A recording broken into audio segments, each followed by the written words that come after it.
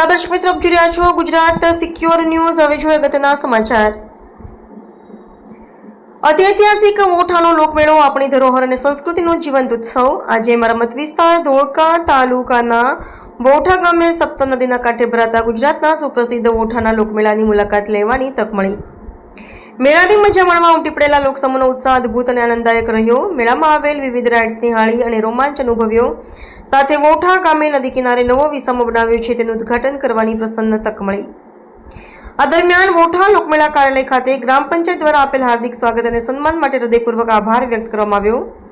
વિશેષ ઉલ્લેખનીય છે કે કમોસમી વરસાદના કારણે મેળાના સ્થળે ભરાયેલા પાણી અને કીચડ વચ્ચે પણ ધોળકા તંત્ર તથા વોઠા ગ્રામ પંચાયતના કર્મચારીઓ અવિરત મહેનત કરીને મેળાની વ્યવસ્થા સુચારુ રીતે સંભાળી લોકો મેળાની મજા લઈ શકે તે માટે ખૂબ સુંદર કામગીરી કરી શકે। સાથે સાથે સરકારી તંત્રના અધિકારીઓ અને કર્મચારીઓ મેળામાં યોગ્ય બંદોબસ્ત જાળવનાર પોલીસ વિભાગ તથા મુલાકાતીઓની સુવિધા માટે પૂરતી બસ વ્યવસ્થા ઉપલબ્ધ કરાવનાર એસટી વિભાગનો હૃદયપૂર્વક આભાર માનવામાં આવ્યો।